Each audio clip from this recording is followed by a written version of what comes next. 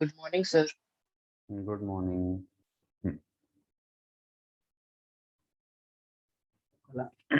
कल अपन ने पढ़ा था states of matter, solid, liquid, gas, और उसके साथ क्या पढ़ा था?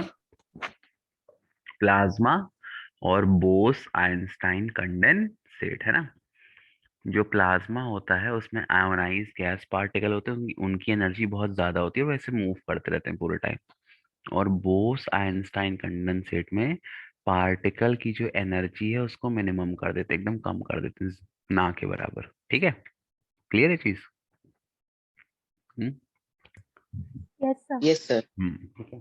चलो, वैसे प्लाज्मा और बोस आइंस्टाइन कंडेंसेट सिलेबस में नहीं है, वो एक्स्ट्रा नॉलेज सेक्शन में दिया है, बट फिर भी पता होना चाहिए। ठीक। अच्छा, अब अपन ने ये पढ़ लिया कि 3 स्टेट्स ऑफ मैटर होते हैं, सॉलिड, लिक्विड, गैस। अब अपने को ये पढ़ना है कि क्या होगा कि अगर अपन टेम्परेचर इंक्रीज करेंगे या डिक्रीज करेंगे, है ना। तो अब अपने को पढ़ना है कि भैया मेल्टिंग पॉइंट क्या होता है, बॉइलिंग पॉइंट क्या होता है, फ्रीजिंग पॉइंट क्या होता है। ठीक। देखो यहाँ पे ये, अब ये टॉपिक है, मैं शेयर कर देता हूँ स्क्रीन, सॉरी। अब नेक्स्ट टॉपिक जो है बेटा वो तुम्हारी एनसीईआरटी का ही है, and the topic is effect of temperature. कि अगर अपन टेम्परेचर इंक्रीज करेंगे या टेम्परेचर डिक्रीज करेंगे तो क्या होगा। So this topic is effect of temperature on the state. ठीक। अभी ये एक्टिविटी का डायग्राम अभी बनाने की जरूरत नहीं है। अच्छा, एक चीज बस यहाँ पे ध्यान रखने वाली बात ये है कि जब भी, जैसे मान लो मैं किसी चीज को हीट कर रहा हूँ, ठीक है। अगर मैं किसी चीज को हीट कर रहा हूँ तो जनरली क्या होगा, उसका टेम्परेचर बढ़ेगा ना, बढ़ेगा कि नहीं? गर्म हो जाएगी वो, isn't it? Yes, sir. Yes, sir. हाँ, लेकिन जब भी स्टेट का चेंज होता है, मान लो सॉलिड कन्वर्ट हो रहा है लिक्विड में या लिक्विड कन्वर्ट हो रहा है गैस में, तो जब भी ये चीज होती है तो इसमें जो टेम्परेचर है वो कभी चेंज नहीं होता। ये सपोज कर लो, जैसे आइस है, जैसे सपोज मान लो कि आइस का जो फ्रीजिंग पॉइंट है वो 0 डिग्री सेल्सियस है। 0 डिग्री पर मतलब आइस आपका मिलता है। तो अगर मैं आइस को हीट करूंगा और आइस अगर पानी में कन्वर्ट हो गया, तो कन्वर्ट होने के बाद भी अगर मैं टेम्परेचर नापूंगा तो मुझे आंसर कितना मिलेगा? मुझे आंसर 0 डिग्री सेल्सियस ही मिलेगा। अब सवाल ये आता है बेटा कि आपने तो उसको गर्मी दी, आपने तो जैसे ये यहाँ पे डायग्राम दिया है, क्या किया, थोड़ा क्लियर नहीं दिख रहा, आपकी एनसीईआरटी में दिख जाएगा। इसमें क्या किया है, एक बीकर लिया है, बीकर में एक थर्मामीटर डाला है और एक ग्लास स्टेरर डाला है और उसमें आइस डाल दिया है ना, आइस लिखा है ना, और फिर उसको आग दे रहा है वो। तो जनरली अगर आग देगा तो टेम्परेचर क्या होगा, बढ़ जाएगा, बढ़ना चाहिए ना। लेकिन उसने ये पाया कि जब उसने स्टेरर को डाला, ये स्टेरर थर्मामीटर जब उसने डाला था बर्फ में, तब टेम्परेचर 0 डिग्री सेल्सियस था। और जब सारी बर्फ पानी में कन्वर्ट हो गई, वाटर में, H2O में, उसके बाद भी टेम्परेचर 0 डिग्री था। तो ऐसा क्यों हुआ बताओ अक्षिता, आर्यन स्क्वायर? हम्म क्यों होता है ऐसा? ना टेम्परेचर इंक्रीज हो रहा है ना टेम्परेचर, मतलब जनरली इंक्रीज होना चाहिए, डिक्रीज तो नहीं होना चाहिए, क्योंकि अपन हीट दे रहे हैं, लेकिन नहीं हो रहा टेम्परेचर इंक्रीज, क्यों? हम्म ये नहीं पढ़ा इस फर्स्ट चैप्टर में? हम्म चलो कोई बात नहीं, सुनो क्या होता है। देखो, जब अपन किसी चीज को हीट देते हैं ना, तो वो हीट दो तरह से यूज होती है। एक हो जाती है बॉडी का टेम्परेचर रेज करने में, और दूसरी तरीके में यूज होती है बॉडी की काइनेटिक एनर्जी इंक्रीज करने में।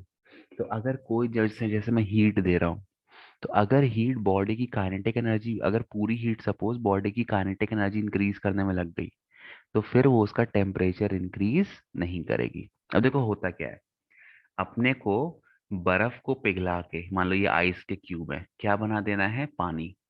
ठीक।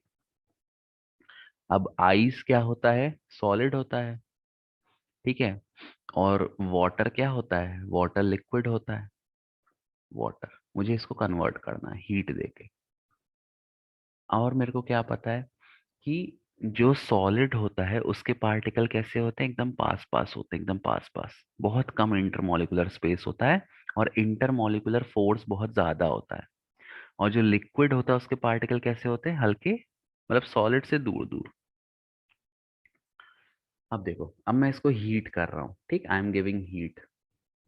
तो जो भी मैं हीट दूंगा वो हीट किस में अभी यूज हो जा रही है, वो हीट यूज हो रही है इनके इंटरमॉलिक्यूलर फोर्स को ब्रेक करने में। भाई ये पार्टिकल दूर दूर कब जाएंगे, जब आप इनके बीच का फोर्स कम करोगे।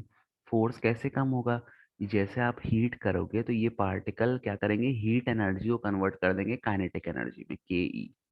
और काइनेटिक एनर्जी क्या होती है, जिसके पास काइनेटिक एनर्जी है वो क्या करने लगेगा, मोशन करने लगेगा।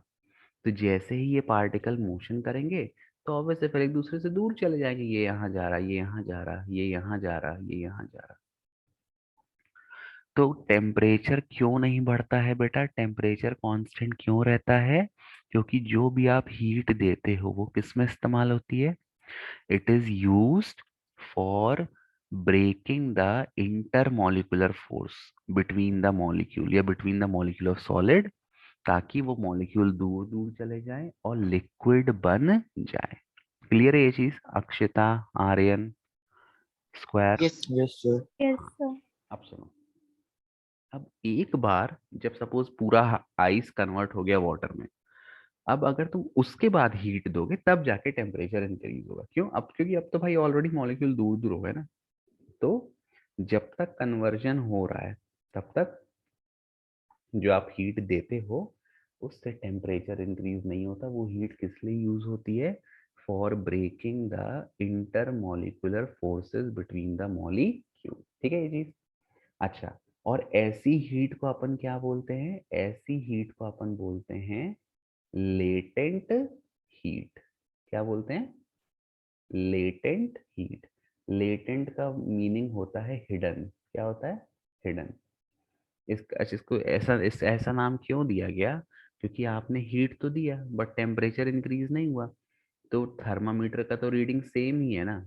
तो अगर मैं थर्मामीटर के अकॉर्डिंग की बात करूं, अगर मुझे ये सब नहीं पता होता मान लो, तो आइस है, मैंने उसका टेम्परेचर नापा 0 डिग्री, मैंने उसको हीट दिया, आइस बर्फ पानी में कन्वर्ट हो गया, मैंने फिर तापमान नापा फिर 0 डिग्री, तो मुझे क्या लगेगा, भाई टेम्परेचर इंक्रीज नहीं हुआ, मतलब बॉडी को हीट ही नहीं मिली। बट ऐसा है क्या, हीट नहीं मिल रही, हीट तो मिल रही है, बट हीट किस फॉर्म में, हिडन फॉर्म में है। वो टेम्परेचर राइज के फॉर्म में शो नहीं कर रहा, वो छुपा हुआ है किस फॉर्म में, लेटेंट हीट के फॉर्म में। और इस हीट का मेन काम क्या है, इंटर मॉलिक्यूलर फोर्स को ब्रेक करना, ताकि मॉलिक्यूल दूर दूर हो जाए और आपका जो स्टेट ऑफ मैटर है वो चेंज हो जाए। एक बार जब पानी बन जाएगा उसके बाद अगर तुम हीट करोगे फिर आपका तापमान इंक्रीज होगा। क्लियर है ये चीज? Yes, sir. Yes, sir. Wow, good, very good. देखो यहाँ पे ये लिखा भी है, थोड़ा सा पढ़ लो इसको। On increasing the temperature of solid, the kinetic energy of particle increases. Due to increase in kinetic energy, the particle starts vibrating with greater speed. The energy supplied by heat overcomes the force of attraction between the particle. The particle leaves their fixed position and start moving freely. A stage is reached when the solid melts and is converted to a liquid. तो मतलब ये पहले की जो कहानी मैंने बताई कि जो भी आप एनर्जी प्रोवाइड करते हो वो किस में कन्वर्ट हो जाती है, काइनेटिक एनर्जी में, टेम्परेचर बढ़ाने में इस्तेमाल नहीं होती है। अच्छा, फिर क्या होगा कि जो डिस्टेंस है वो दूर हो जाता है और सॉलिड फाइनली कन्वर्ट हो जाता है लिक्विड में। और conversion of solid into liquid, इसको अपन क्या बोलते हैं, इसको अपन बोलते हैं मेल्टिंग, है ना। melts and is converted to liquid. The temperature at which solid melts to become a liquid at the atmospheric pressure is called melting point. तो मेल्टिंग पॉइंट क्या होता है बेटा, it is the fix temperature. ऐसी चीज ध्यान रखना, हर substance अगर वो प्योर है तो उसका मेल्टिंग पॉइंट क्या रहेगा, उसका मेल्टिंग पॉइंट सेम रहेगा, ना कम होगा ना ज्यादा होगा। अगर मेल्टिंग पॉइंट उसका मान लो जैसे वाटर है या आइस है, आइस का मेल्टिंग पॉइंट है 0 डिग्री सेल्सियस, तो अगर आइस का मेल्टिंग पॉइंट, कोई ऐसी आइस है जिसका मेल्टिंग पॉइंट 0 डिग्री सेल्सियस से या तो ऊपर है या तो नीचे है, जैसे सपोज, इसका मतलब वो आइस प्योर नहीं है, उसमें मिलावट है, इम्प्योरिटी है। तो अगर किसी सब्सटेंस का मेल्टिंग पॉइंट चेंज हो रहा है, मतलब उसमें कुछ ना कुछ मिलावट या इम्प्योरिटी प्रेजेंट है, नहीं तो मेल्टिंग पॉइंट हमेशा कांस्टेंट होता है हर चीज का, ठीक। तो देखो यहाँ पे दिया है, the temperature at which a solid melt to become a liquid at atmospheric pressure is called melting point. बन जाएगा ये चीज, मेल्टिंग पॉइंट क्या होता है, जिस टेम्परेचर पे सॉलिड कन्वर्ट हो जाता है लिक्विड पे। अच्छा, ये एक वर्ड दिया है, एट एटमॉस्फेरिक प्रेशर। जो एटमॉस्फेरिक प्रेशर है वो कांस्टेंट रहता है, ऐसा नहीं कि कुकर में डाल के बर्फ को पानी बना रहे हैं, वो तो बहुत कम टेम्परेचर कुकर। अच्छा, कुकर किस प्रिंसिपल पे काम करता है, बताओ, किसी को पता है कुकर किस प्रिंसिपल पे काम करता है? कंडेंसेशन। नहीं। घर में कुकर है ना सबके, आलू उबालते हो, यस। चावल बनाते हो, तो कुकर यस सर। में ऐसा क्या है जो नॉर्मल बर्तनों में नहीं है? कुछ अलग है ना, कुकर महंगा भी आता है भाई। स्टीम निकालता है वो। स्टीम निकालता है, बट क्या प्रिंसिपल क्या है कुकर का, किस प्रिंसिपल पे काम करता है? अच्छा, तो कुकर का नाम जनरली क्या होता है, प्रेशर कुकर होता है ना। तो देखो, कुकर में क्या यस। होता है, ये कुकर होता है, कुकर के ऊपर ये ढक्कन लगा रहता है, ये इसका हैंडल है, और कुकर में लगी रहती है सीटी, सीटी लगी रहती है। अब अपन ढक्कन बंद कर देते हैं, ढक्कन बंद कर देते हैं, तो जैसे मान लो आपने कुछ इसमें इन, सपोज आपने पानी डाला, पानी और चावल सपोज आपने डाल दिया, ठीक है, चावल बनने के लिए तो पानी अपन डालते हैं साथ में, अब आप हीट कर रहे हो। वाटर का बॉइलिंग पॉइंट कितना होता है, 100 डिग्री सेल्सियस। 100 डिग्री सेल्सियस पे पानी स्टीम में कन्वर्ट हो जाता है। बट अब देखो यहाँ क्या हो रहा है, यहाँ पे पानी स्टीम में तो कन्वर्ट हो जाएगा, लेकिन भैया उसके पास ऊपर जाने के लिए जगह है क्या? वो नहीं एस्केप कर पाएगा ना जल्दी, क्यों नहीं कर पाएगा? क्योंकि आपका ढक्कन पूरी तरह से बंद है, प्रेशर हाई है। तो प्रेशर कुकर में क्या करते हैं, अपन प्रेशर डालते हैं पार्टिकल पे। तो देखो, मान लो ये लिक्विड के मॉलिक्यूल है, ठीक, ये लिक्विड के मॉलिक्यूल है, इनको स्टीम में कन्वर्ट होना है या गैस में, तो इसका बीच का डिस्टेंस ज्यादा हो जाएगा, दूर दूर हो जाएंगे पार्टिकल। लेकिन अब नाम है प्रेशर कुकर, प्रेशर कुकर क्या कर रहा है, इस लिक्विड के मॉलिक्यूल पे प्रेशर लगा रहा है कि नहीं तुम दूर दूर मत जाओ। तो क्या होगा, इसका जो बॉइलिंग पॉइंट है वो बढ़ जाएगा। तो जैसे जनरली 100 डिग्री होता है, तो 100 डिग्री ना होके 150 डिग्री हो जाएगा। अब 150 डिग्री पे पानी आपको कुकर के अंदर मिल जाएगा। अब 150 डिग्री का पानी तो बहुत गर्म है, ये बहुत गर्म है, तो आपके खाने को जल्दी से पका देगा, इसीलिए इसका नाम होता है प्रेशर कुकर। वो प्रेशर डालता है पानी पे, अगर किसी चीज पे प्रेशर इंक्रीज कर दोगे, जैसे मान लो दो बच्चे आजू बाजू बैठे हैं, अब वो दूर जाना चाहते हैं, मैं मान लो हल्का बड़ा हूं, मैंने उनको ऐसे पकड़ लिया, बोला नहीं तुम दूर नहीं जाओगे, अब मैं प्रेशर डाल रहा हूँ, तो क्या वो दूर जा पाएंगे? नहीं जा पाएंगे ना, पास ही रहेंगे हमेशा, है ना। तो यहाँ भी वही होता है प्रेशर कुकर में, कि ये जो प्रेशर कुकर का जो लिड है, ये प्रेशर डालता है पानी पे कि नहीं तुम दूर दूर मत जाओ। तो दूर दूर नहीं जाते हैं, तो इनके बीच का जो डिस्टेंस है वो इंक्रीज नहीं हो पाता, लेकिन आप हीट तो बराबर दे रहे हो। हीट देने से टेम्परेचर आपका लगातार बढ़ता जाता है। तो प्रेशर कुकर में जो पानी का बॉइलिंग पॉइंट है वो 100 डिग्री सेल्सियस से ऊपर हो जाता है, पानी बहुत गर्म हो जाता है, और वही गर्म पानी जल्दी से आपके खाने को पका देता है। अच्छा, अगर मैं इस ढक्कन को हटा दूं, ढक्कन मान लो नहीं होता, मान लो मैं एक उसमें भगोने में पानी गर्म कर रहा हूँ, जिसमें आप दूध गर्म करते हो ना भगोने में, अब यहाँ तो कोई ढक्कन कवरिंग नहीं है, यहाँ कोई प्रेशर नहीं है, तो जैसे टेम्परेचर आपका 100 डिग्री सेल्सियस पहुंचेगा, वैसे ही वाटर आपका वेपर में कन्वर्ट होके ऊपर उड़ने लगेगा। तो यहाँ जो टेम्परेचर केवल 100 डिग्री ही पहुंच रहा है ना, इसलिए तुम देखना कि जब उसमें भगोने या पतीले में जब चावल बनाते हैं तो उसमें टाइम लगता है as compare to pressure cooker. Pressure cooker में जल्दी बन जाता है, और जो भगोने और पतीले में बनाते हैं उसको बहुत देर तक छोड़ना पड़ता है। तुम लोग को खाना बनाते आता है कि नहीं? हाँ। Yes sir. हाँ, आता आर्यन? सर मैगी बनाते आती है, थोड़ा रोटी थोड़ा। बनाते आती मैगी है, तो यार, मैगी तो मुझे भी आती है, मैगी आती है रोटी मेरे को। बनाते आती है। हाँ चलो, रोटी बस मैं बेल लेता हूँ, आटा सान लेता हूँ, लेकिन बेलने में रोटी मेरी ऐसी ऐसी शेप की आ जाती, कभी चिड़िया बन जाती है, कभी ऐसे बन सर हाँ जाती मेरी है, भी जाती है, कभी नहीं गोल आता रोटी मुझे। मेरे से आज तक नहीं बनी। तुमको आता अक्षिता बनाते खाता खाना? यस क्या थोड़ा बात बहुत है, आता है। थोड़ा बहुत आता है, चलो ठीक है सीख जाओ। नहीं मतलब खाना बनाना ना, मतलब ये जेंडर वाली बात नहीं कर रहा, खाना बनाना सबको आना चाहिए भाई। जब कहीं बाहर जाओगे पढ़ने तो ऐसा थोड़ी कि हमेशा अच्छा ही खाना मिलेगा। तो एक इंडक्शन रख लो अपने साथ, है ना, और कोई मैगी देखो, कोई खाना नहीं है मैगी तो ये है कि भाई कुछ नहीं हो तो मैगी खा लो। और अभी नेस्ले ने एक रिपोर्ट निकाली है ना, उसमें उसने कबूला है कि 60% उसके जो प्रोडक्ट होते हैं वो बहुत हार्मफुल है हमारी बॉडी के लिए। तो उसमें मैगी भी इंक्लूडेड है। Maggi is very dangerous. तो मत खाया करो भाई मैगी। मतलब जब हाँ लास्ट रिजॉर्ट रखो मैगी कि भाई कुछ नहीं है तो मैगी बना ली, बट उसको as a fun and food मत खाया करो, है ना, काफी डेंजरस खाना है मैगी।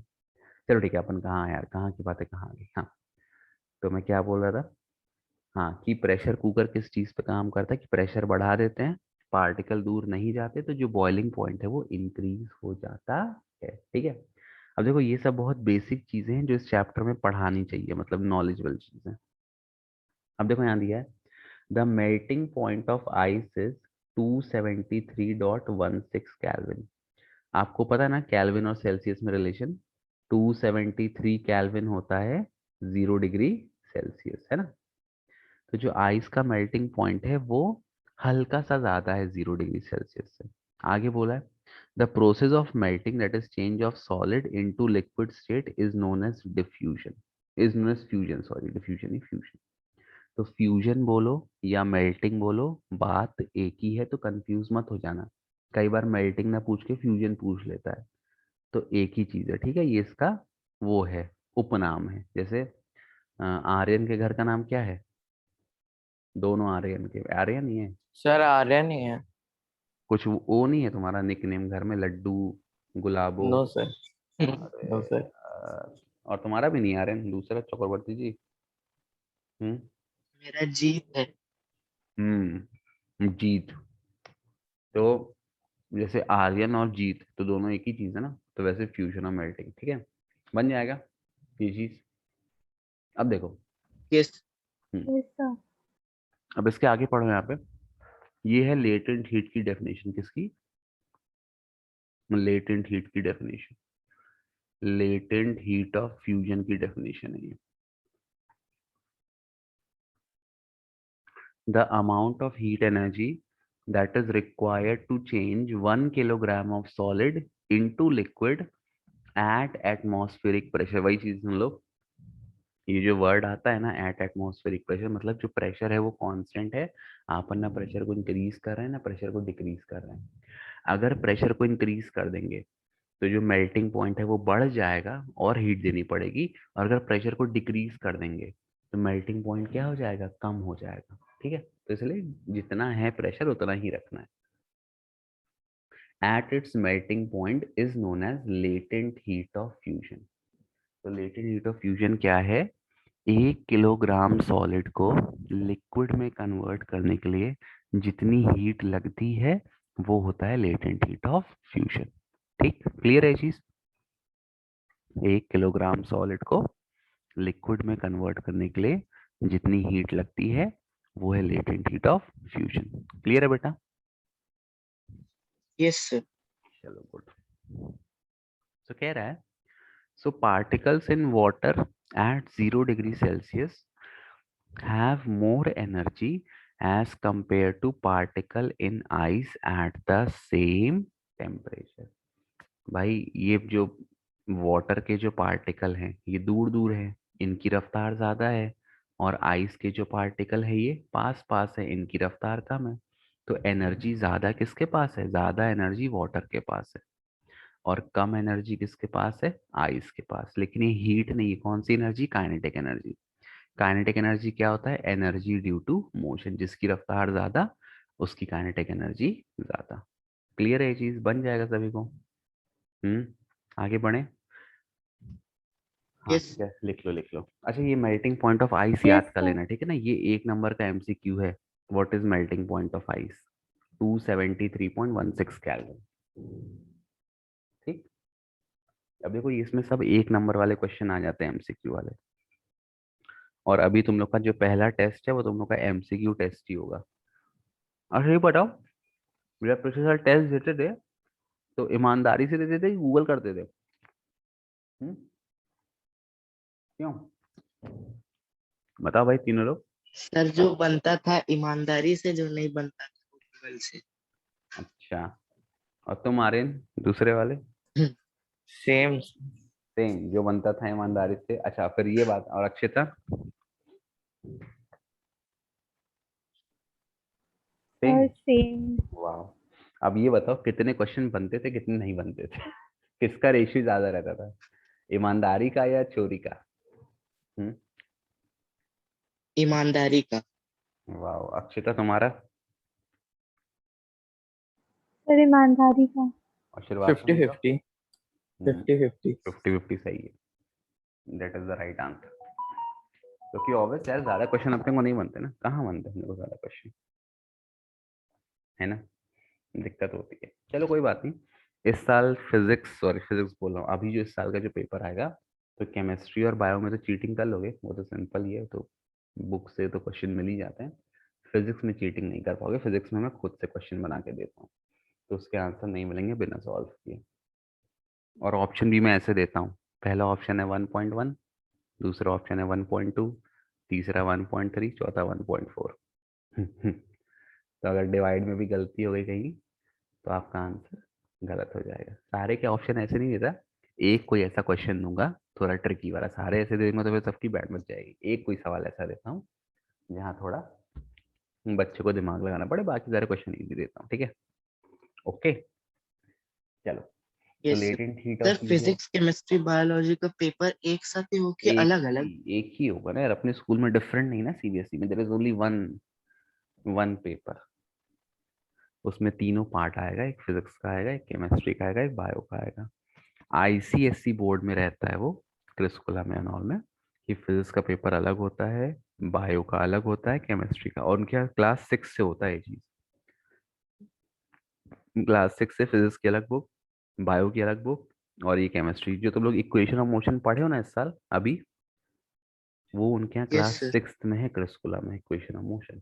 सोचो, तुम उसको 3 साल बाद पढ़ रहे हो, तुमसे 3 साल पहले पढ़ रहे हैं। मतलब क्रिस्कुला की बात नहीं कर रहा, बोर्ड की बात कर रहा हूँ।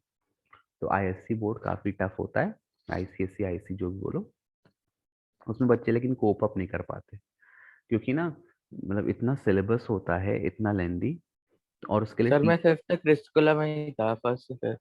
अच्छा फर्स्ट से क्रिस्कुलम में थे, तो टफ थी ना पढ़ाई वहाँ यस। की? यस सर, इसलिए तो स्कूल शिफ्ट किया था। हाँ वही ना। और क्या टीचर्स भी नहीं उतने अच्छे मिलते हैं, पहले मैंने सुना अच्छे टीचर्स थे। अब तो क्या है, देखो हर स्कूल थोड़ा वो चाहता है ना कि मेरे को ज्यादा पैसा ना खर्च करना पड़े, तो लल्लू पुल्लू टीचर ले आता है आजकल।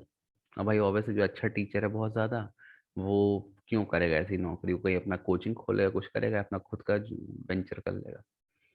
थोड़ा ये भी एक दिक्कत है कि वहाँ के टीचर्स की लैंग्वेज समझ में नहीं आती है, जितने वहाँ के वो साउथ इंडियन रहते हैं ना, उनका लैंग्वेज हल्का डिफरेंट होता है। एक हमारे स्कूल में सर आए थे, वो भी शायद मलयाली थे, तो उनका नाम था बाबू एडी। बाबू एडी करके नाम था, पता नहीं बाबू नाम था फिर एडी नाम था, पूरा नाम मुझे नहीं पता। तो उनका जो एक्सेंट था, एक दिन आते हैं क्लास में, तो मैंने मतलब बोले कोई डाउट है, तो मैंने कुछ बोला होगा कि सर इस क्वेश्चन में डाउट है, तो बोलते हैं ऊट ऊट। ऊट बोलते हैं, ऊट ऊट ऐसे लगते हैं ना, ऊट मतलब ऊट क्या बोल रहा है यार, ऊट क्यों बोल रहा है, मेरे को इतनी मेरी हाइट भी नहीं है। तो फिर मेरे को बाद में पता चला कि ऊट नहीं बोल रहे हैं, वॉट बोल रहे हैं। तो वॉट को ऊट ऊट बोलते थे। अब ये कौन सा प्रोनाउंसिएशन होता है? बोलते नहीं यही से, ये वाला इंग्लिश पढ़ाते थे वो। अरे मैंने कहा भाई कितना भी प्रोनाउंसिएशन तुम अलग करो, वॉट को वॉट ही ना बोलेंगे, ऊट कौन बोलता है वॉट को? फिर एक दिन बोलते हैं, do you know what is gunder? Gunder, GUNDER। अब मैंने गंडर क्या होता है यार, 3-4 बार क्लास में do you notice gunder gunder gunder, बोले तुम लोग गंडर नहीं पता, गंडर नहीं पता तुम लोग को, क्या करते हो? अरे मैंने गंडर क्या होता है यार? फिर बाद में समझ में आया, फिर बोलते हैं open your book page number इतना, तो बाद में गंडर नहीं जेंडर बोल रहे थे। अब जेंडर को गंडर कौन बोलता है?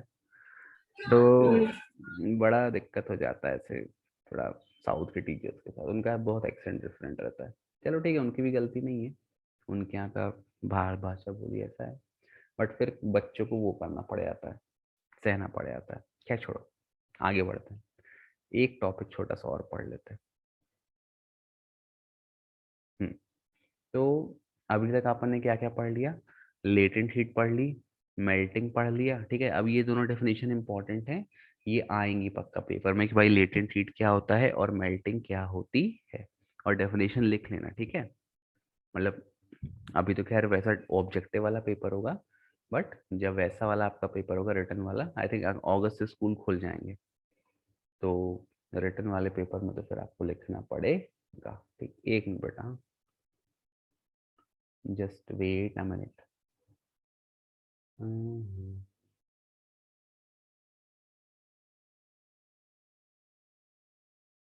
एक मिनट।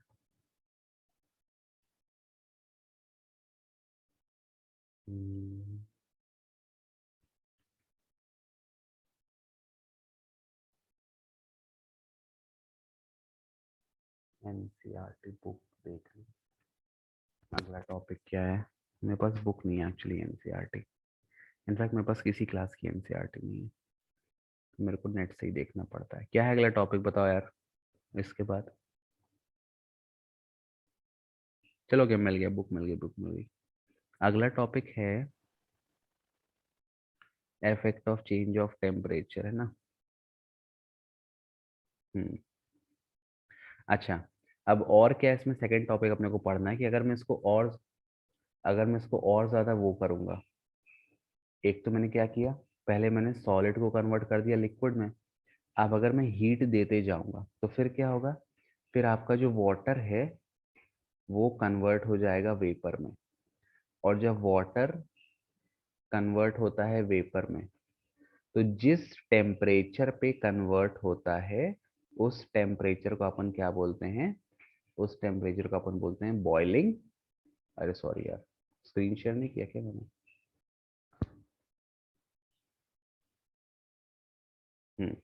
सॉरी। हाँ, तो उस टेम्परेचर को अपन बोलते हैं बॉइलिंग पॉइंट। क्या बोलते हैं? Boiling point. वाटर का बॉइलिंग पॉइंट कितना होता है?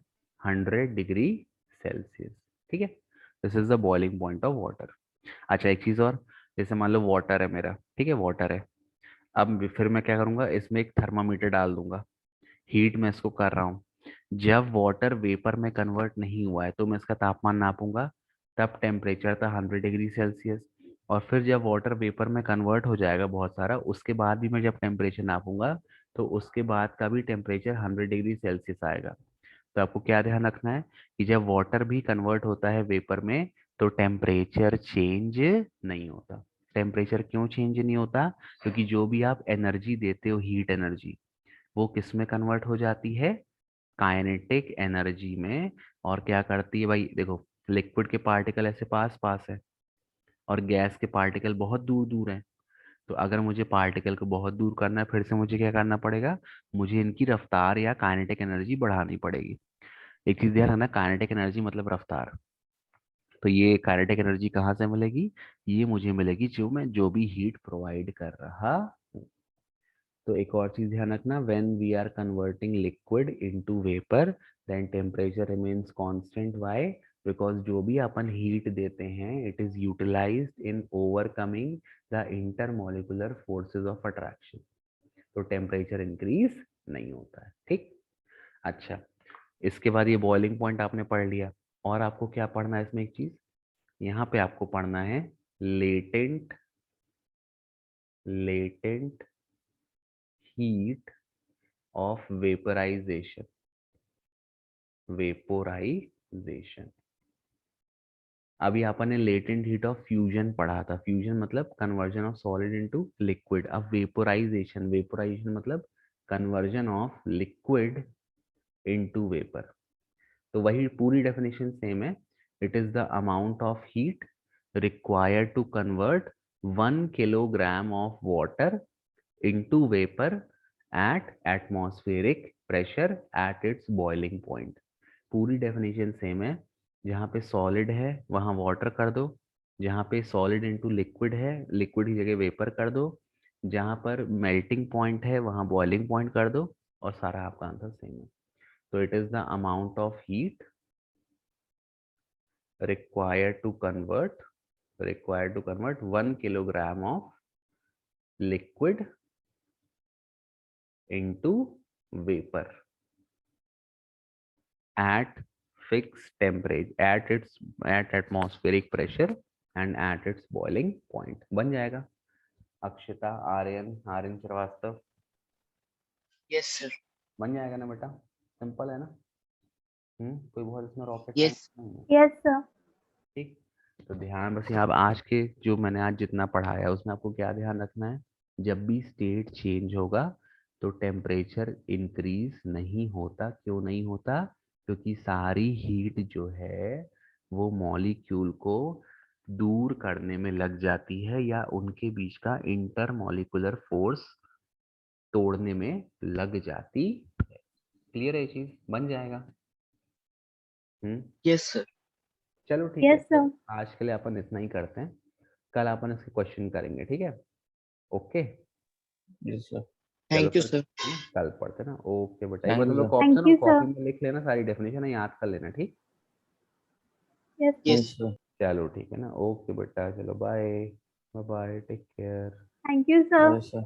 Thank you, bye. Stop share and